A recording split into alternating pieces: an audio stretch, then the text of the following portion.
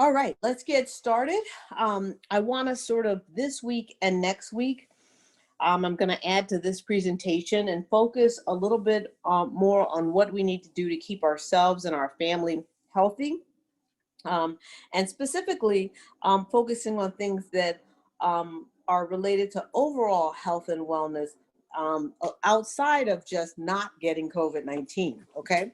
So there's a lot that sort of happens with social isolation, and I really want to focus on that for the next 2 weeks. So for those of you who are joining us for the first time, my name is Dr. V.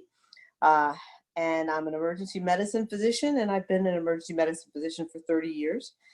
You can follow me on AskDrv, and a lot of the information and literature that I have on this website is on my website at AskDrv.us. So the structure is going to be the same: a 10 to 15 minute presentation followed by Q&A. And I'm going to sort of go over the information, and then I want people to actually look at what can they implement so that by next week, we're actually talking about what did you implement and how did it work for you. To ask questions, everyone's in listen mode, so you can either put it in the chat icon or you can put it in the Q&A. Depending upon the number of people on the presentation, we may actually be able to open up some lines. All right, so the intention is to keep everyone informed on COVID-19 science that helps them and their families stay safe during this pandemic. And our goal is to modify our action plan, or to modify an action plan that we are actually using for a broader community. All right, so we have had a dramatically different lifestyle since February of March of this year. So one of the things that I want to go over is what happens to your body when you have months of isolation or not quite as active as you normally have been. So let's start with the first thing that happens, which is you dramatically lose muscle mass. Now, muscle mass is something where it may take you months to actually gain it, but you can actually lose it in weeks from inactivity. And you see this a lot of times in patients who are in the hospital.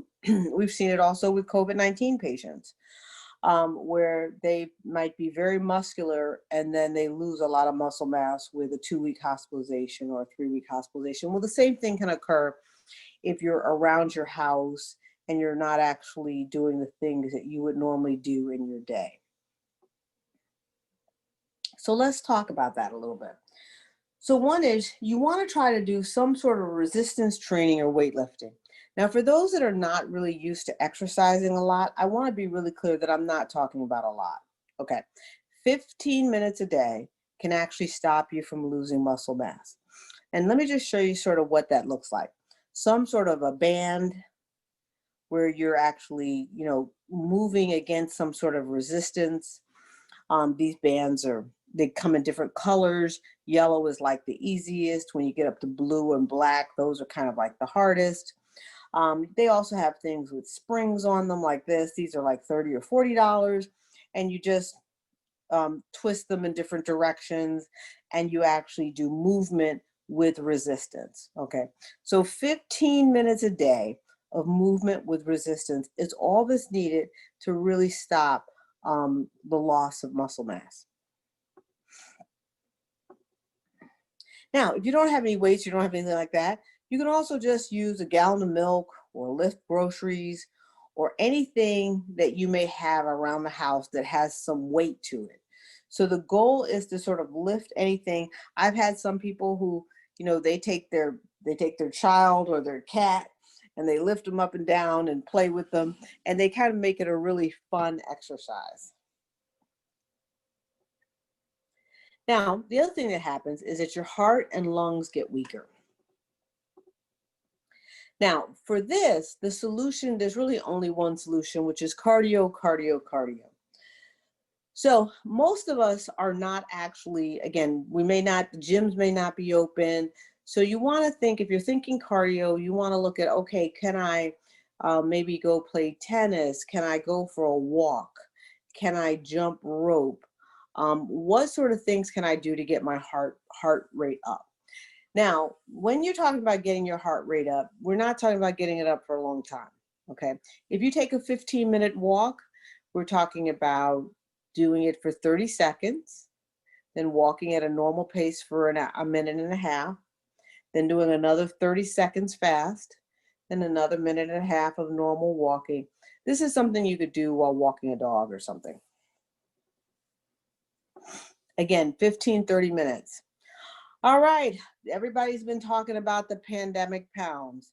You know, I have picked up 5 or 6 pounds myself, and it has been really a struggle. And so this is really difficult as well with staying at home and not moving around as much.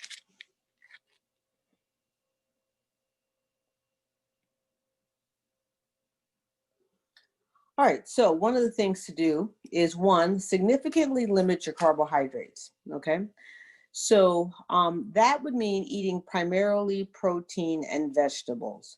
So you want to look at what are the things that you like that are carbohydrates and how can you get them in a different format. So let me give you an example.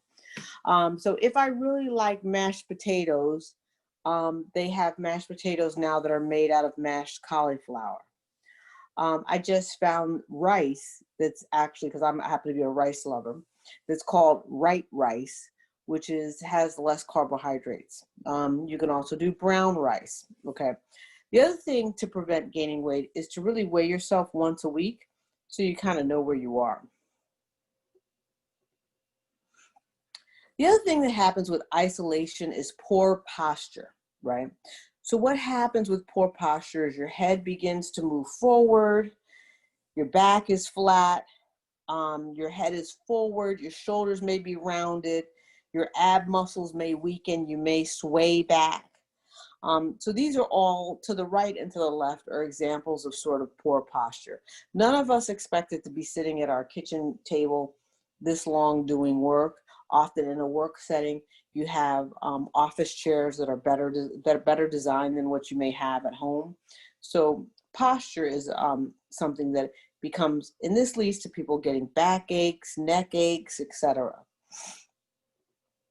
So you want to make sure to have at least an ergonomically designed chair in your home. These don't cost a lot. There's one here with lumbar back support on Amazon for $69. And basically what these do is these sort of align your shoulders. They give you the back and arm support that you need. And you put your feet flat on the floor, and it actually gets your body aligned the way you are supposed to be sitting at a desk. We're spending a lot of time now on Zoom meetings. Some people like to use one with a headrest, and then with the headrest, they sort of remember to put their head back on the headrest. These are all important things to have at home, especially given that we will probably be doing these Zoom meetings and virtual meetings into next year. All right, a lot of people have been asking me about problem sleeping. Specifically, they've been staying up later at night, they haven't been sleeping well at night, they've been getting up in the middle of the night, haven't been able to go to sleep, and then sleeping later than usual, all sorts of sleep disturbances associated with COVID-19. So let's talk about some solutions to that. So one is to use a weighted blanket, okay? This is what a weighted blanket looks like. These come in different sizes. They come in the size of the bed, whether or not it's a twin or a queen or a king size bed, right? It also comes in the number of pounds. So this one is a 15-pound weighted blanket. There's a 20-pound weighted blanket. There's a 25-pound weighted blanket. You want the weight of the blanket to be somewhere around 10 to 15% of what your actual weight is, okay? These weighted blankets will make you sleep like a baby, right? Now, the only thing about them is, especially if you get them like 25 pounds, they can be warm. So some people find they have to, up their air conditioning or lower their heat or open up a window or something to make their room a little bit cooler. They do have some that are a little bit more breathable. These weighted blankets, they range in price. Again, they're $30 or so, all the way up to $80, depending if they're king size and 25 pounds, etc.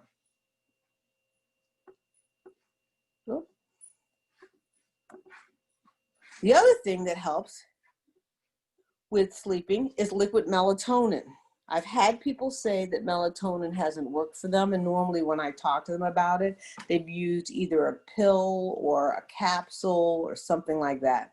I really recommend that if you're going to use melatonin, that you actually use the liquid melatonin. The other thing about melatonin is it often comes in different concentrations. So you want to make sure that you follow the instructions that are on the back of the bottle. You know, you may take different dosages depending upon what the concentration of it is. But liquid melatonin, as you can see here, is fairly cheap. This one here is $5. I tell people if you're going to use the liquid melatonin and the weighted blanket, you might not want to have any early morning meetings because you really might get some good sleep. All right, so let's talk about the other thing that happens is your brain slows. Now, this can cause, I call it COVID confusion, but it causes a number of different things. Sometimes people get confused about the date. They can find that they have difficulty making complex decisions. Some people get anxiety. Some people get a depression. They have a hard time keeping up with either dates, times, or money, forgetfulness. These are all the things that sort of occur with less social interactions. And I call it COVID confusion because it's occurring during the pandemic. Obviously, if you really get confused, like you cannot remember, your own name or the name of family members or something like that, that's something you really need to go into the emergency department. But I'm talking about sort of the mild confusion where it just feels like a little bit of a fog. So let's talk about that. So one thing that's important is every day when you wake up in the morning and you brush your teeth, remind yourself of the date and time, right? The day of the week, it's Thursday, it's October 1st, 2020. Just in the morning, just saying that to yourself in the mirror is a very good orientation. I've been specifically writing down all appointments, right? And making sure that I really use my scheduler and use my planner. The other thing is that you can use things like Sudoku and crossword puzzles, particularly if you do them in a timed fashion. I would stay away from them on a computer screen. Try to use things where you're actually working off of the paper. Sometimes too much screen time can also make you very confused. So along with any sort of puzzles or reading a book, I recommend that people actually do it on paper as opposed to on a screen. Anxiety or depression. Let's talk about this. Mild levels of anxiety or depression, you can try various things at home. If you actually have severe anxiety, depression, and you really feel like you want to hurt yourself or hurt others, or you're really having dark thoughts, then that's when you really want to go to the emergency department. But if you sort of feel just a little bit off balance, some things that you can do is exercise regularly. Again, walking. It doesn't necessarily, you don't have to become a marathon runner. Journal the things that you're grateful for. They have all sorts of apps that deliver advice and therapy. I'm going to actually show you a couple of those. Here's some of them. Optimism, PTSD Coach, Mobilize, Super Better. There's actually one too. I need to add that one to it. I think it's called Happy.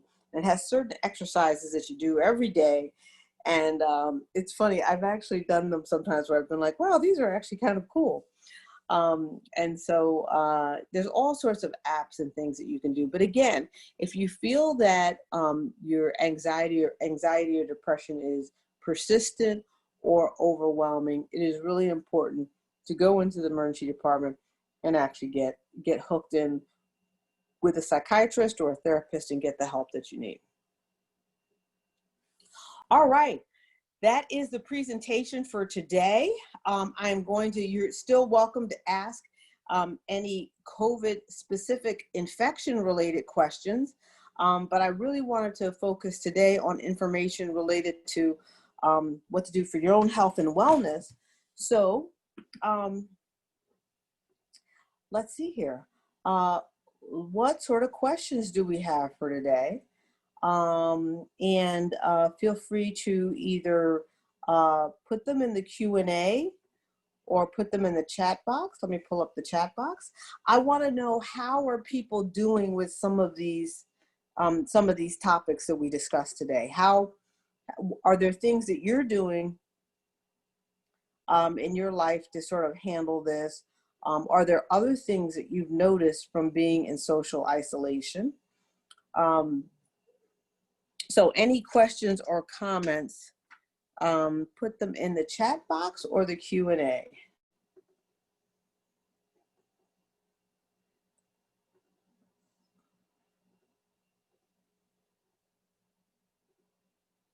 All righty, we have our first question. Okie dokie. All right. All right. So we had someone from our group that actually had COVID. Yes. Hold on a second. Let me actually take you off of mute. Hold on just a second. All right. Rwanda. And just to remind everyone, and I don't know exactly, Rwanda actually was on one of our webinars and had started a new job during COVID, and had a concern about going in and orienting and picking up her computer, her laptop computer. And actually was a request for a supervisor that they FedEx it to her, which they did. And so after that, you caught COVID anyhow? What happened, Rwanda? I sure did. Basically, after that, I had been very cautious. I was wiping down my groceries. I was staying away from people, social distancing. But once I got a little bit more comfortable, I thought, oh, it's okay for me to go to the barber shop and get a haircut. My husband had been going to the barber. He hadn't gotten sick. So I figured, you know what, it was safe. So I decided to go to the barber, get a haircut. And while I was in the barber chair, he did have on a mask, but he was coughing and he had a sniffly nose. However, I did observe that during the time he was wearing his mask, it was not covering his nose. It was only covering his mouth. And so my initial thought was, I should get up, I should leave, because this is not a safe situation. So in the meantime, I text my husband and I say, oh my goodness, I think he's sniffling and coughing a little more than usual. So then my husband texts back and he goes, well, it's not unusual for him to cough, which I have been to him before, which is true. It's not unusual for him to cough, but it was still more than normal than what I have observed historically. Okay. So I still kind of had this feeling of, maybe I should not stay here. But I did, against my own better judgment. And approximately 5 to 6 days later, I felt extremely congested. Okay, no, wait. Quick question. Now, did you have on a mask? I did, yes. But there were times during the haircut, because I have very, very short hair. He asked me to take my mask off, but I tried to hold it on my face, but he was like, oh, it's kind of getting in the way. So I would move it out of the way. He was still he still touched my ears, to move my ears out of the way. So any coughing that he may have done, if he coughed in his hand, if he coughed near his hand, if any of those germs got on his hand, he was still touching me. So that exposure still was there. Right. Now, do you think that he actually did get COVID, or do you know? Did he have COVID? I don't know for sure, but I can tell you this. There was a time in which after I went and got tested, my husband made an appointment. He was going to go to get a haircut, and he was out for 2 weeks all of a sudden. Oh, okay. All right. Okay. All right. So then he most likely. Most likely he was not vacationing. It probably most likely, based on the symptoms and what I heard, it was not a vacation. It was more related to his illness. Okay. All right. So go on with your symptoms then. Okay. So initially, my symptoms started with, they were not, I guess, the traditional symptoms that I had heard in the news, right? Mm-hmm. I didn't initially have any shortness of breath. I didn't have any initial issues of fever. Mostly what I had was congestion, severe congestion. I thought, oh my goodness, this must be a sign of a sinus infection because I've had sinus infections before.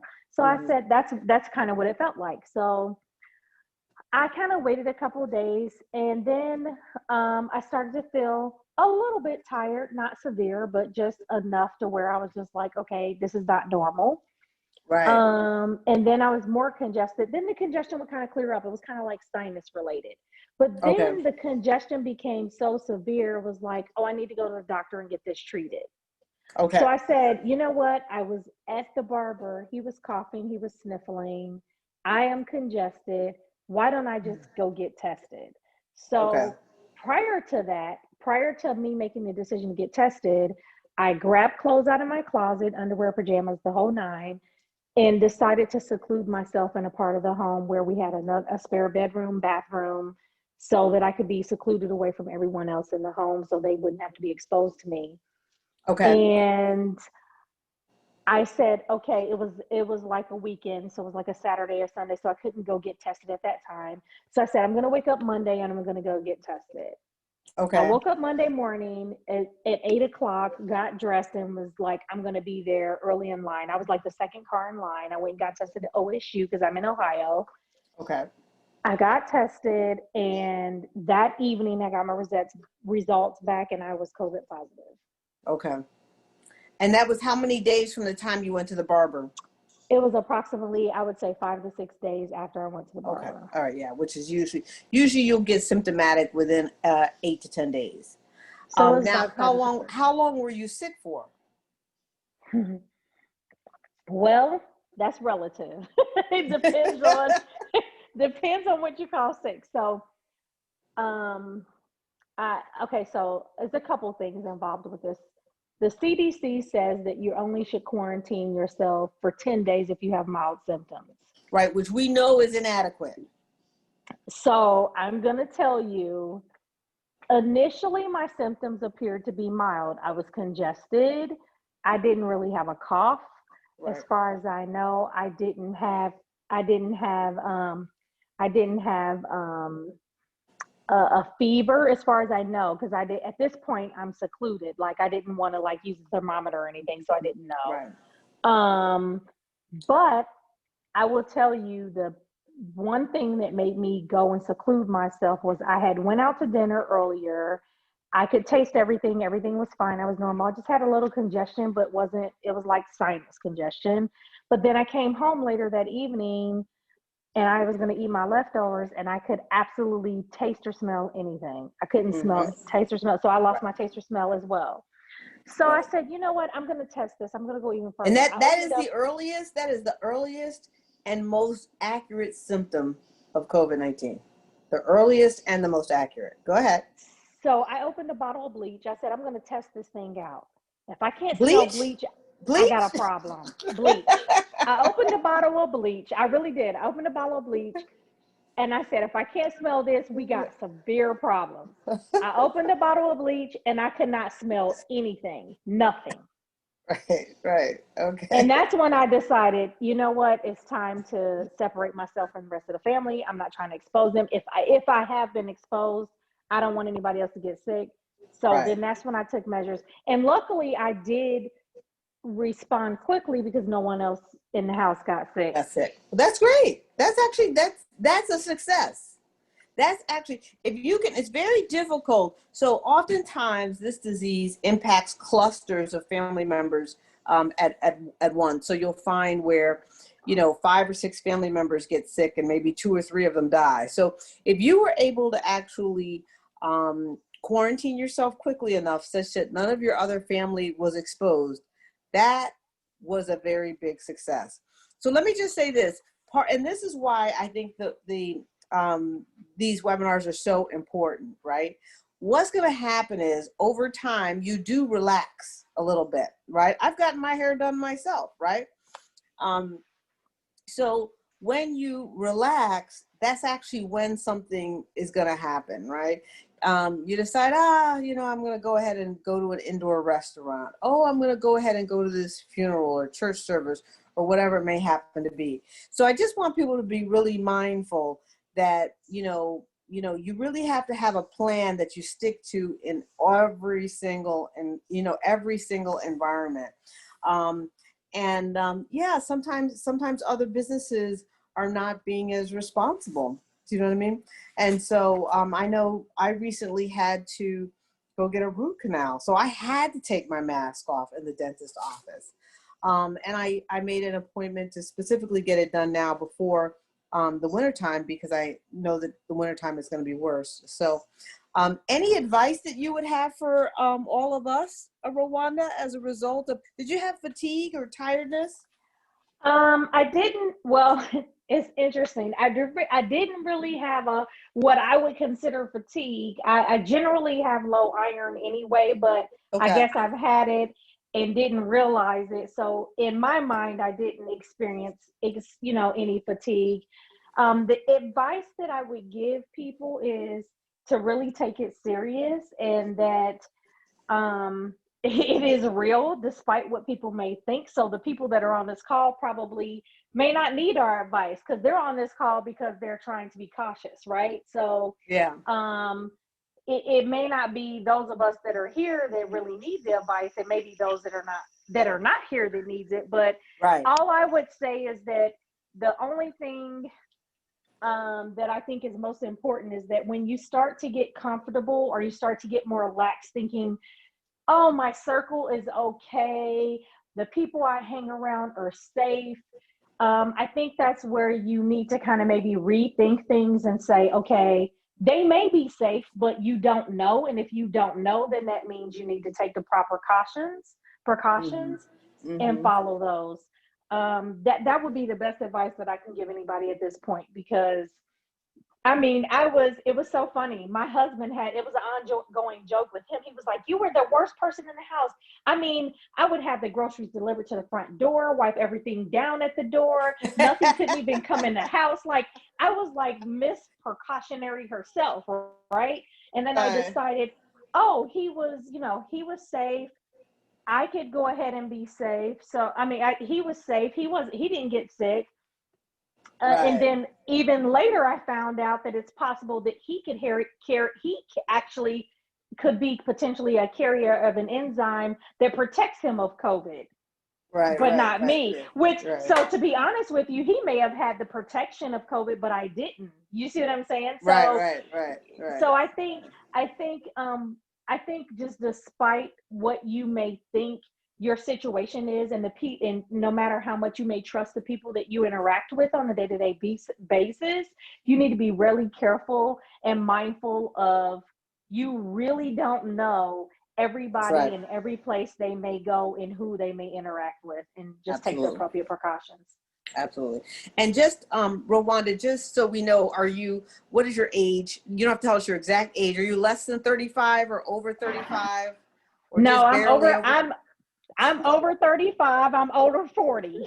You're over But I'm 40. not, Okay. I'll say this, I'm between 40 and 50. Okay. All right. Okay. All right. Okay. Just so we know. Okay. All right. Great.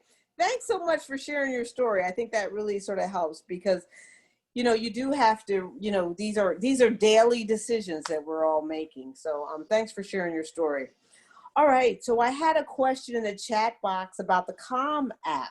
I actually also like that one. I have that downloaded. I have the Calm app and the Happy app both downloaded on my phone.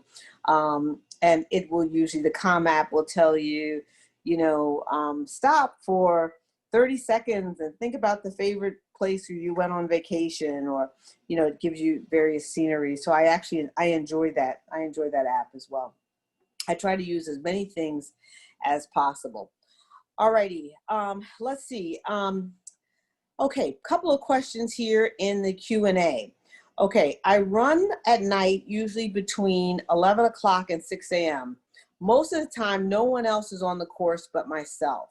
Should I still wear my mask or carry it if a person in the event I encounter someone else? Okay, all right, so that's actually a very good question. So, um, so what I do is late at night and early in the morning, when I sometimes go out walking at 7 a.m. In the morning, I carry my mask, but I don't necessarily wear it. Because I know that in my neighborhood, which is kind of secluded, people haven't been out and about. But if I believe that people have been out and about, like let's say, I don't know, I get up late and I go out at 9:30 when people have actually been out, then I actually do wear my mask. One of the things that we're seeing is that the virus can stay in the air for as long as 30 minutes. So the only time I really don't wear a mask is when I'm going someplace that's so secluded that I think that somebody hasn't been there like in the last hour, right? That's what I use as a measure. One of the things that they have found is that it can stay in the air for a very long time. And the other thing that they have found is that the English language, we have consonants like P, T, and K, which actually, if you think about when you say it, P, T, and K, it actually spits out more aerosolized um, uh, uh, saliva, right, which carries the virus. So our talking, loud talking while we're exercising, is problematic. So I carry a mask and do not wear one if I'm going someplace where I think that someone hasn't been there for like an hour. Other than that, I try to wear one. And don't wear the gaiters. The gaiters that people wear up and down, that's like the cow neck, that increases the transmission of COVID by 10%. So please do not actually wear the gaiters. All righty. Okay, all right. Mitch, you want me to unmute you? I will unmute you. Let me deal with the written questions first.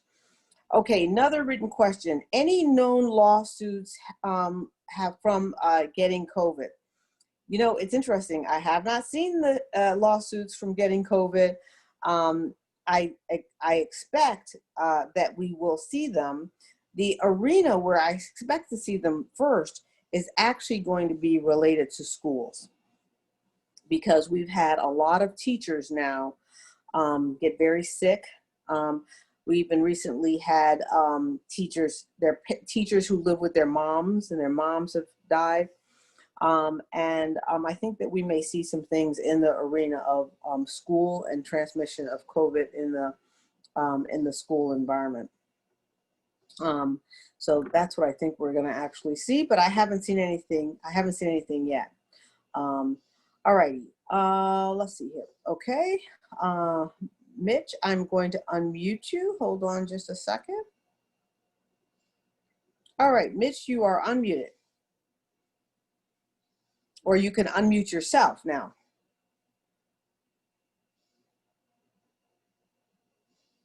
Yeah. All right, I'm right here. Can you hear me? Okay. Yes, we can hear you. Yes. Okay, great. I appreciate your time. I Thank have you. 2 questions. And it's hard to type this one. So, Yes. all right. I work for a company that implements utility rebates. One of the programs we offer, we go into people's homes and we install light bulbs and shower heads, energy-saving light bulbs and shower heads. Mhm. So the crew would have a mask, they would have gloves, they would have eye protection. We would give them everything they need. Mhm. That's available for single-family homes, but not for multifamily apartments.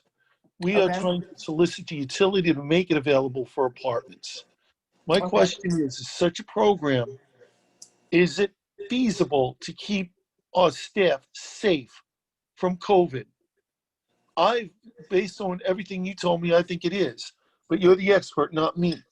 So do you think Yeah. it's safe to keep them from COVID? If so, what would you equip them with? Yeah. So very good question. So one is I would have a requirement that if I come into somebody's house, that the homeowners have on masks. Okay. No mask, no service. Okay, that's fair. All right. And then I would equip them with either the N95 or the KN95 mask, as well as the face shields. Okay. right? Easy. They really don't need gloves unless they need work gloves. So the problem with gloves is that when there's a lot of training on how to actually properly use gloves, okay? So if you imagine I have on a glove, I touch something like this screen, right? Now my glove is contaminated. If I'm not aware that my glove is contaminated, I can then take my glove and do this and do this. And there's a lot of self-contamination that can occur with gloves, okay? Okay. Also, people don't know how to take gloves off properly. So when you take gloves off properly, there's a proper way to take them off such that you don't self-contaminate. So I actually don't recommend gloves unless you're just talking about regular work gloves that you need because you're screwing something like that. Okay. Oh yeah, they need gloves because they're going to be touching light bulbs. They're going to be touching dirty surfaces. They're going to be continuously touching things. I would feel uncomfortable, and maybe we could talk offline. But I would feel uncomfortable if they did not have gloves because Yeah. there's a So lot of things. do they ordinarily wear work gloves for this? Do they Oh yeah, ordinarily? Yeah. Okay. So if they ordinarily wear better work wear gloves, work gloves. right. Okay. But I don't want someone to think that they're wearing the gloves for COVID. You understand what I'm saying? I Right. understand. Right. Okay. Okay. And then the other thing is they still need the hand sanitizer. Okay. So you'd hand That's easy. sanitize, put the gloves on, do the work, finish the work, and hand sanitize immediately. Okay. So after every house, they would take the glove off because they need the gloves to screw in light bulbs and shower heads. Right. And they're unscrewing things. They have to grip things. Yeah, they Right. need gloves. Yes. All right. Yes. So Okay. after every house or after every apartment, they would take a second, take off the gloves, hand sanitize their hands, and then put the gloves back on. Is that right? Correct. Correct. Okay. Correct. Correct. Now, the only problem I see with that is it's a great idea. The only concern I have is their hands are going to be ripped raw with all that hand sanitizer. They could go through 50 units a day. Yeah. Yeah. So that's why they have to really look at, are they doing something where they're literally doing a unit and then doing another unit, or are they getting in the car and then driving? No, it's the And, former. They're going from one unit to another unit to another unit right. continuously. Boom, boom, Yeah. boom. Yeah. So I really have a whole thing where I actually work with people who are working with gloves, where you have to really be mindful of how to actually. So when I work with my gloves, so if like imagine that whether or not I'm in the emergency department or the operating room, right? If I'm working with my gloves, right, then suddenly I'm done with whatever I'm doing. Okay, I put my hands like this. Mm-hmm. That way, I don't Can't see. accidentally touch my face. See, if I just put my hands down like I Okay. normally might put them down, then I touch my face. You don't even realize you touched your face, right? So when you get done working, you do like this, literally, right? And then like this, you move to the next place and to the next job, and then go do whatever, right? So if I'm going to get in a car and drive, then I would just take my gloves off. If I'm going from unit to unit, you've got to make, I actually train on this so that people don't self-contaminate themselves with their gloves. Do you do corporate training? Can we talk offline about you doing corporate training? Absolutely. Because this is really important. Gloves are a very easy way for people to self-contaminate. Very, very easy. So Okay. yeah, absolutely. Now, what Yeah, is because your I'd like to second create question? something with you because, oh gosh, second question is my usual topic of rapid testing. You Yes. sent me a couple of links, and Yes. I do appreciate that. What I didn't see in those links is the independence of a laboratory. Everything that I'm seeing, I with the know. exception of the dogs, requires a laboratory, which is just not practical. Right. I haven't seen anything independent of a laboratory. I suspect this is what I think is going to happen. And specifically what he's referring to is the rapid testing that you can use in your home. It's almost like like checking your blood sugar in your home. So Germany and Australia are doing studies where they're giving people a $3 to $5 kit where they literally spit into it. And it has a strip and it has the date on it. And then it tells you if you're positive or negative, similar to a pregnancy test or similar to like a blood sugar, testing your blood sugar at home. Yes, So ma'am. I did do some further research into it. And what I think is happening is I have not seen any of the research come out of this, like, published yet. So I think that I'm wondering whether or not they're not telling us who the manufacturer is until the research is actually published. But I know in Germany, they just recently did a study that included like a live concert with almost 1,000 people at the concert hall. So I think if we just hold on a couple of weeks, I think I will see. I think I will actually. I think we will actually see that. So Oh, I'm wonderful. looking forward, and as soon as I do, I'll let you know. All right, and I'm gonna put you back on mute. Thanks, Mitch. All righty. Any other questions? Anything that people are, any effects that they're seeing as a result of COVID and the social isolation, or any things that you're using? Okay, here we go. Hold on.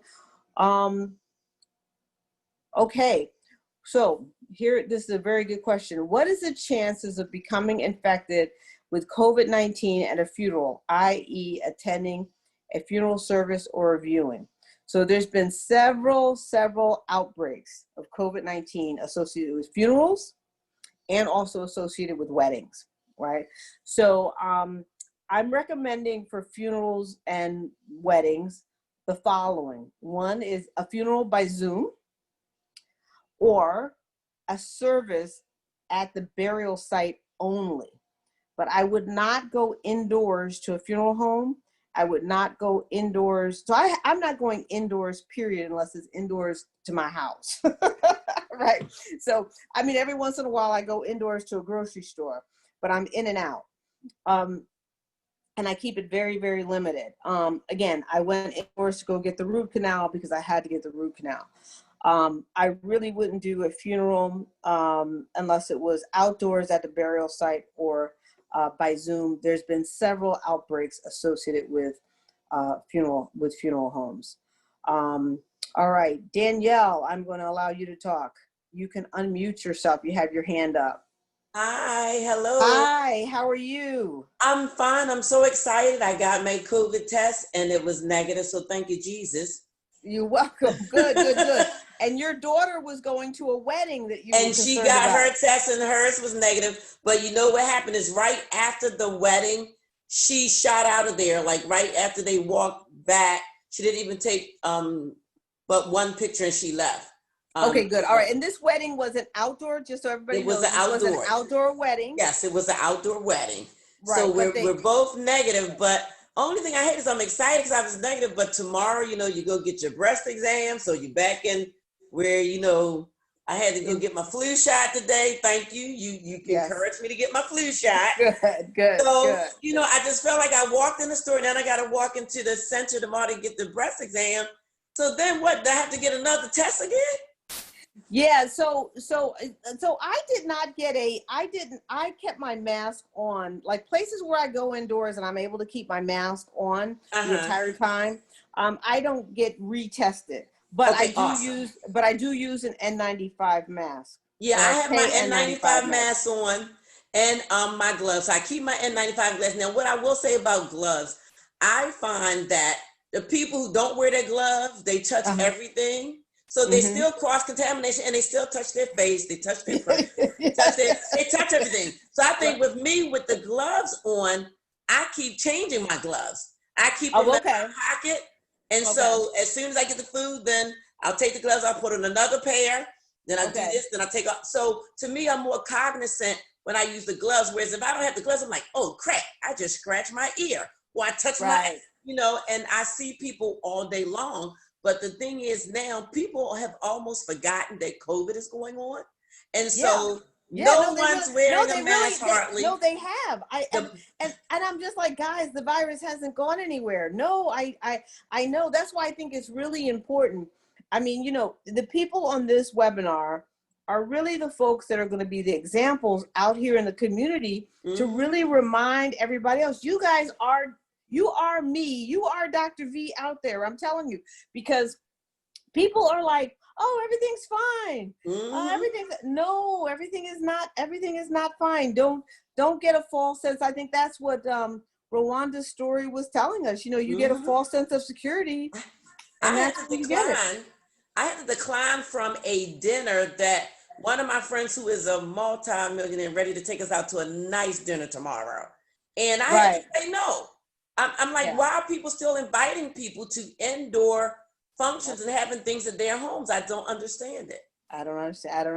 I don't understand it either. I really don't. I mean, I might go to an outdoor barbecue and sit around outside, but but 6 feet apart with my mask on, but I'm not going indoors to do anything. So somebody told me they went to a debate watch party indoors, and I was like, oh no, definitely not. You mean a tobacco watch party? The debacle watch party.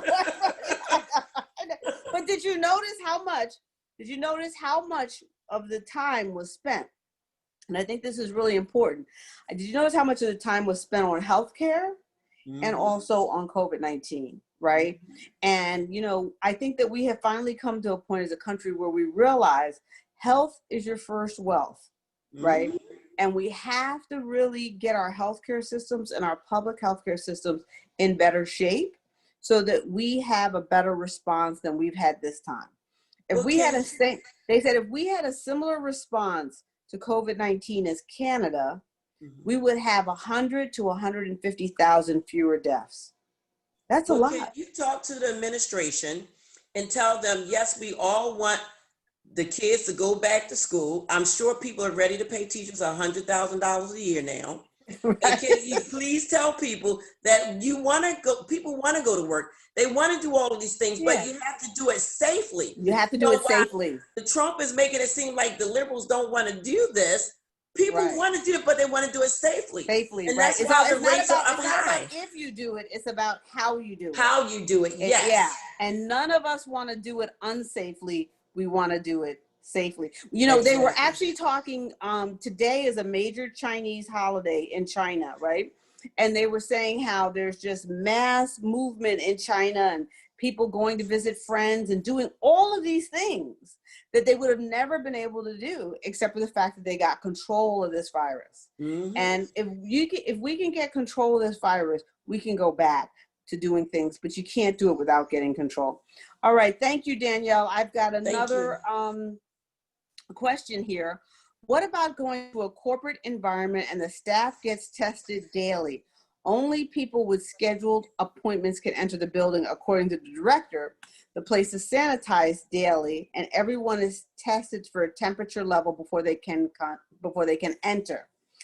The staff does not wear a mask, but the people stay 6 feet apart. What is your thought on that? Okay, so first of all, this is really important. Temperature testing is garbage. You need to throw it away and not even do it. It's not worth doing. There's too many people who do not have a temperature and actually have COVID-19, okay? So the asymptomatics, and I don't know if you remember where I had the slide with the 6 clusters. Cluster 1 has flu-like symptoms with no fever, okay? So you need to just throw away. I don't even know why people are doing temperature testing, right? It's completely worthless. If the people inside the building are not wearing a mask, I would not go in. Again, they're wearing a mask to protect you. You're wearing a mask to protect them, right? So any building where other people are not wearing a mask, I would not go in. And let's go back to Rwanda's story, which was a very good story. He was wearing a mask, but it wasn't covering his nose. Not only do they have to wear a mask, the mask has to cover their mouth and their nose. Otherwise, I would not go in. I think people get a false sense of security from temperature testing.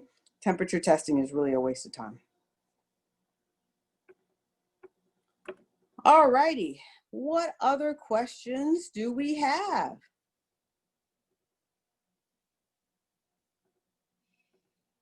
Okay. Can you speak to the difference of wearing a acute mask versus wearing an N95 mask? So yes. So acute mask, which I'm assuming is like the fabric mask or the mask that have the different logos and the stuff on it. Those masks, depending upon how they fit, are anywhere between 40 and 60% effective. Okay. You know, assuming that they're at least 3-ply and they're made of 100% cotton, right? An N95 mask blocks out 95% of the particles when it's properly fit tested. Most people have never been properly fit tested. But even without proper fit testing, an N95 mask still will block probably about 90%. So you're talking about 90% versus 40 to 50%. So the difference is really significant, right? So you really want to have on a N95 mask, and you want to see other people have N95 mask on. All right. How do you release? Oh, this is a really good question. Oh my gosh. How do you release or let go of hard-headed adult children during COVID-19 pandemic? How do you respect their decision and not worry? So this is very interesting. So I actually had a cousin of mine who was insistent upon going to a wedding. And he's young, 26, and athletic, a body, like a athletic trainer. And I said to him, I said, I wouldn't go. And he came back and he had COVID-19. And he was shocked at how exhausted and tired he was for weeks. So, you know, one of the things that I do with the hard-headed adult children is I tell them, listen, I'm going to say this to you, and I'm going to say this to you once. And after that, you really have to make your own decision, and you have to live with your own results, right? But I am not going to be interfacing. You're not going to be able to come over here to visit. I'm not coming over to visit you until this pandemic is over, if I know that you're not being responsible. And I literally say it once, say it very seriously. I have a really, you know, like Saranara. I have a couple of friends who I think are not being responsible. I have an aunt that's not being responsible. I've just been very clear with them. I won't be able to interface with you during the pandemic because I'm actually taking a different level of precautions for myself and my family. And I literally say it like that. Do you know what I mean? I don't sugarcoat it at all. I recommend that they take a different level of precaution. And I also acknowledge that they get to make decisions for themselves. And I don't worry about them because at the end of the day, you know, it's unfortunate that we don't have a mask mandate. But if you think about it, you know, with other things in our lives, people can decide to use heroin or cocaine or smoke or any of the things that they decide to do. What's unfortunate about this disease is that when people are making these decisions, usually they only impact themselves. With this disease, they impact others. So that is what is unfortunate. But I have a really straight conversation with them and I let them know I'm not playing.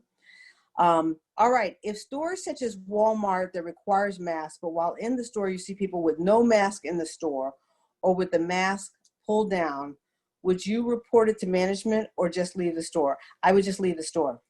So what has happened is, it's interesting. So I don't go into large stores like Walmart because of this. I try to go into smaller stores. So like, for instance, I had to get something which I normally would have gone to Walmart. And instead what I did is I went into the dollar store because I felt like at the dollar store, I could kind of go in and see, you know, I could check out. There's only had 4 or 5 aisles, looked like everybody had on a mask. And then I went on and got all the things that I needed, right? Whereas a Walmart, it's so large. I don't know who's in there doing what they should or should not be doing. But one of the things that the retail stores have figured out is that they're not struggling with people. So they've had before where they've had management get involved with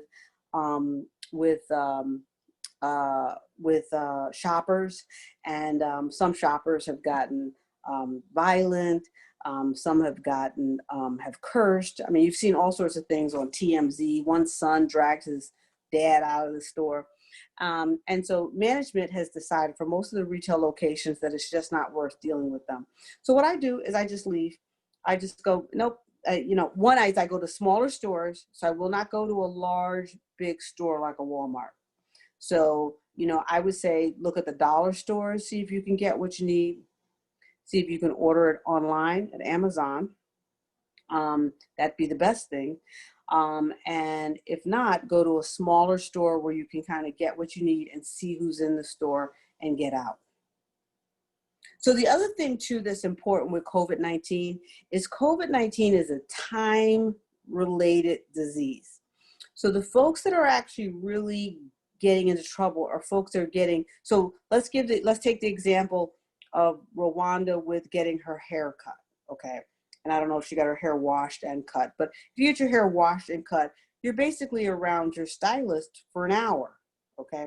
That's very different than if I'm around somebody, you know, I ran into a store, got something and ran out, and it was 10 minutes, right? So if I do go in someplace, I try to really keep the time to a minimum. That's how come the root canal really concerned me, because I was in there for an hour with the root canal, right? Right. That was the one thing. But the grocery store, I mean, I go into a very small grocery store. There's usually 4 or 5 aisles. I have my list. I run in, I get everything I need, and I get out as quickly as possible. So that is the other thing that's important, is that if you're going to go indoors for anything, please make it quick. All right. We've got, what about people who are going to Disney and other amusement parks as a family outing of more than 5 members from different areas of the state? They eat out in restaurants and other things with lots of people with and without masks. Yeah, so again, these are activities. Any Disney or any sort of amusement park, there's going to be a lot of people. I wouldn't be there. You know, if you wanted to do something and meet up with family, you could meet up with family and you could maybe go to a campground or go fishing, or think about things where there's less people around. I would not go to a Disney or an amusement park. You know, when you eat outdoors, now I have eaten outdoors in an outdoor setting where some people are wearing masks and some people are not because people are eating. I try to pick places that have a very large outdoor patio, and the one place that I love to go also has a fan, so it keeps air circulating outdoors. But I don't go indoors. Connecting with family from different states, you really have to make sure that everybody's really following similar precautions, and that they're taking this seriously, and they're not going to work. The kids aren't going to school. If any of that is happening, you need to catch up with them next year, right? And same thing for Thanksgiving and Christmas. I would not. We're gonna see family gatherings where people get each other sick for Thanksgiving and Christmas. This is the year just to pass on that. Have a small Thanksgiving or Christmas gathering at home with just your immediate family. All right. Any other questions? We're just coming upon 9 o'clock. All righty. I want to thank you guys for joining me today on October 1st. We're coming on around the corner here. I think we've got about, I think by March or so next year, we're going to see something. So we've got a couple more months to hang in there. Please feel free to invite others to this presentation. If there's any topics that you want to specifically see covered, let me know. Just email me and let me know, and I'll add them to the slides. All right, I want to thank you all for coming. Thank you.